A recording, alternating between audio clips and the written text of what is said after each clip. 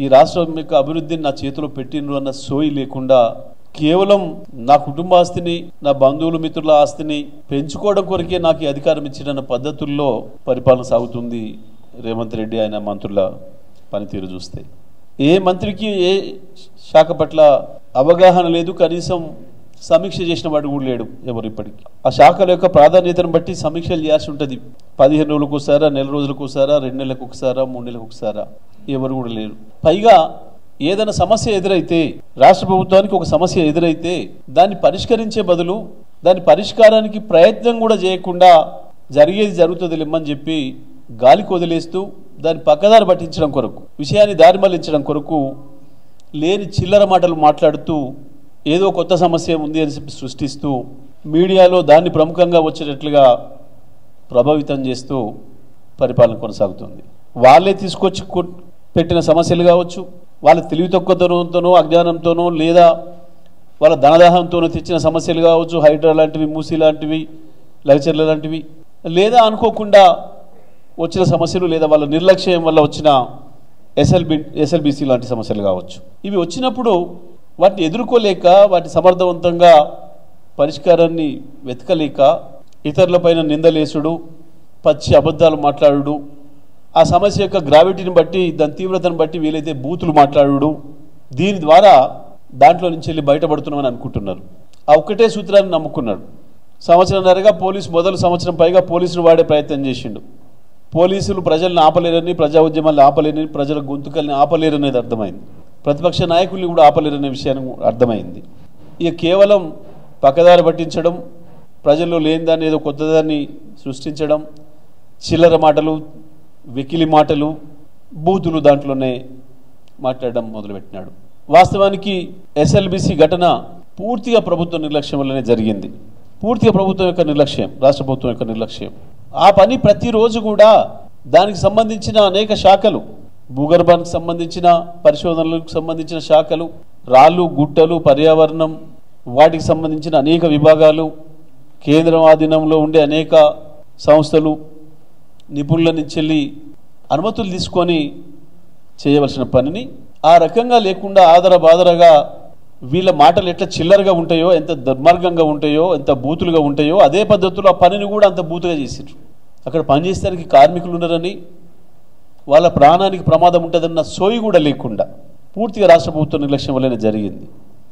జరిగిన తర్వాత కూడా ఈ రోజుకి 10 రోజులైనా ఇంకా ఒక్క పైసా పురోగతి లేదు, ఒక్క పైసా పురోగతి లేదు. ఏమనంటే మా మంత్రులు ఆనే ఉన్నారు, మా మంత్రులకు మిలిటరీలో చుట్టాలు ఉన్నారు, దోస్తులు ఉన్నారు, వాళ్ళని తెచ్చి పని చేయిస్తున్నారు. చిల్లర మాటలు. మన దోస్తులు చుట్టాలు చేయరు పనులు.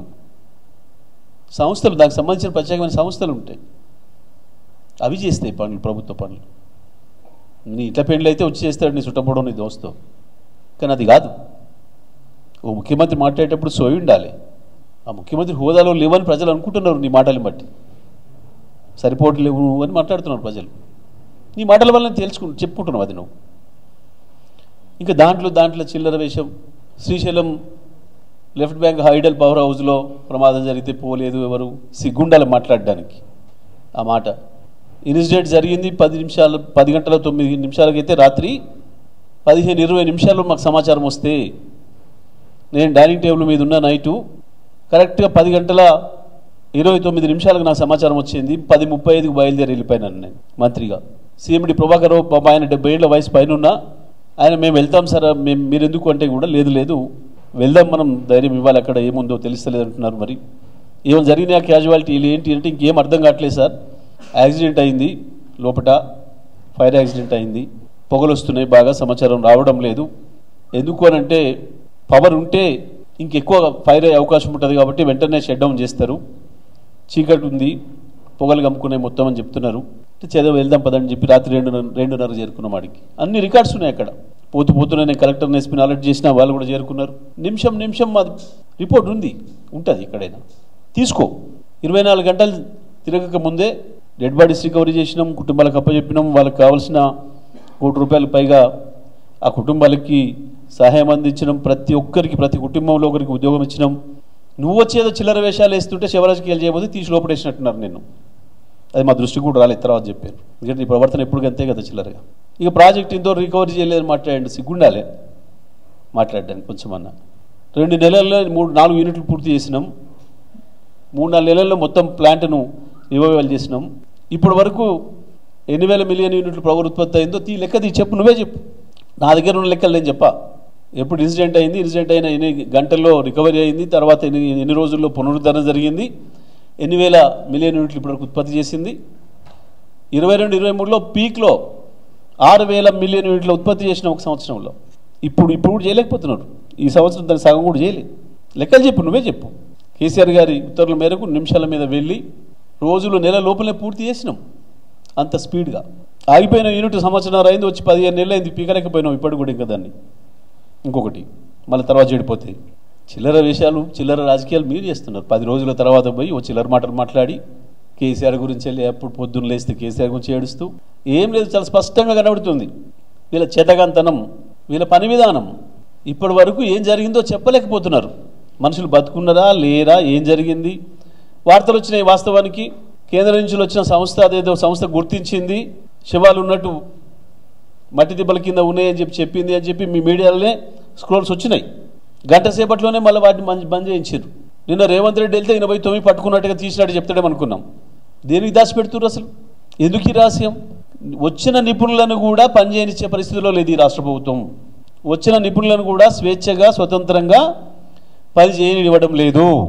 రాష్ట్ర ప్రభుత్వం పెద్దలు నేరస్తులుగా తేల్తారు కాబట్టి ఏదో దాచిపెడుతున్నారు శ్రీశైలంలో. దీనిపైన అసలు విచారణ జరగాలి. జరిగిన దానికి ఎవరి బాధ్యులు, ఎందువల్ల జరిగింది, జరిగిన 10 రోజుల నుంచి వెళ్ళి మళ్ళీ ఏం జరుగుతుంది, ఎందుకు నిపుణులు ఇస్తున్న నివేదికల్ని బయట రానియకుండా ఆపుతున్నారు, దీని వెనకాల ఏదో రహస్యం ఉంది, ఇది కూడా బయటికి తేలాలి. ప్రజలకు అనుమానాలు ఉన్నాయి. ఇవన్నీ కూడా నాకు అనేక మంది మీడియా మిత్రులు రాత్రి మాట్లాడి చెప్తున్నారు. అన్న వాళ్ళ నిపుణులు వచ్చిర్రు, బయటకు వచ్చి చెప్తేనే మేము పెట్టినాం, స్కోల్స్ ఇచ్చినాం. గంట తర్వాత పిలిచి కలెక్టర్ ఎస్పీలు పిలిచి వద్దు అది బంద్ చేయండి, లేకపోతే మేము యాక్షన్ తీసుకుంటామని చెప్తున్నారు. పైనుంచి ఆదేశాలు వచ్చినాయని చెప్పి అని. ఏం జరిగింది మరి? నిన్న ముఖ్యమంత్రి పోయి చూడు 24 గంటలు దాటింది. ఇంకెప్పుడు డిక్లేర్ చేస్తారు? ఎందుకు చెప్తలేరు? ఏం హర్షప్ చేయదలుచుకున్నారు అక్కడ? ఏ నిజాలు, ఏ వాస్తవాలు దాచిపెట్టదలుచుకున్నారు? అది జరుగుతుంటే ఒకవైపు ఎన్నికల పర్యటనలో పోయి, ఢిల్లీ పర్యటనలో పోయి సిగ్గు లేకుండా 10 రోజుల తర్వాత పోయి నిన్న చిల్లర మాటలు మాట్లాడొచ్చి చిల్లర గంతులు వేస్తున్నావు. ఇంకా ఒకటి స్పష్టంగా కనబడుతుంది మనకు. ఢిల్లీ వైపు నుంచి వెళ్ళి కూడా ఏ మాత్రం వీళ్ళ చర్యలపైన ఎటువంటి విచారణలు కానీ ఇంకోటి కానీ చేస్తామన్నట్టుగానో ఇంకోటి అన్నట్టుగానో ఎక్కడ కూడా వస్తలేదు ఒక వార్త బీజేపీ నాయకుల నుంచి. పైగా నేను మీడియా మిత్రులు కావచ్చు, తెలంగాణ రాష్ట్ర ప్రజానికానికి అందరికీ విజ్ఞప్తి చేస్తూ ఉన్నా, రాజకీయ నాయకులకు కూడా, పార్టీలకు కూడా, కాంగ్రెస్ పార్టీ కార్యకర్తలతో సహా అందరికీ కూడా, గత 4-5 రోజులుగా చూడండి, ఎప్పుడైతే ఢిల్లీకి పోయి రేవంత్ రెడ్డి మోడీతో మాట్లాడొచ్చిండో తెల్లవారి నుంచి ట్రెండ్ మార్చిండు. కిషన్ రెడ్డి మీద దాడి చేస్తున్నాడు, బండి సంజయ్ మీద దాడి చేస్తున్నాడు, మోడీకి కితాబిస్తున్నాడు. అంటే కాంగ్రెస్ పార్టీలో ఎట్లయితే గ్రూప్ తగాదాలు ఉంటాయో తెలంగాణలో కూడా మోడీ టీం మధ్యలో తగాదాలాగా కనబడుతుంది. కిషన్ రెడ్డి రేవంత్ రెడ్డి పంచాయతీ మోడీ ఏ టీం బి టీం పంచాయతీ లాగా కనబడుతుంది. తెలంగాణ రాజకీయ నాయకులు, కార్యకర్తలు, విశ్లేషకులు ఎవరికైనా ఈజీగా అర్థమవుతున్న విషయం.